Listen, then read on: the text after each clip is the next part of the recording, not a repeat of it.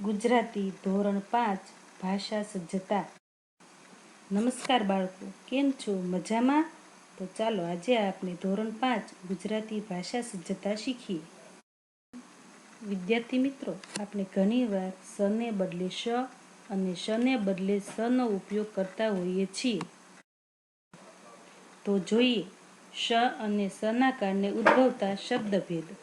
સરનો અર્થ થાય સરોવર, શરનો અર્થ થાય બાણ, સારનો અર્થ થાય કસ, શારનો અર્થ થાય છિદ્ર અથવા કાણું, નો અર્થ થાય સત્ય, શતનો અર્થ થાય 100, સુરનો અર્થ થાય અવાજ, શૂરનો અર્થ થાય શૌર્ય, કેશનો અર્થ થાય મુકદ્દમો, કેશનો અર્થ થાય વાળ, પાસનો અર્થ થાય ઉત્તીર્ણ અને પાશનો અર્થ થાય ફાંસો।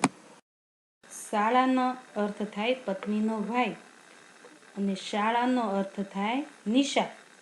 તો જોયું ને બાળકો, સ અને શના કારણે શબ્દોના અર્થ બદલાઈ જાય છે। મજા આવી બાળકો? તો ચાલો આ શબ્દો નોટબુકમાં લખો અને વાંચો। ફરી મળીશું, આવજો।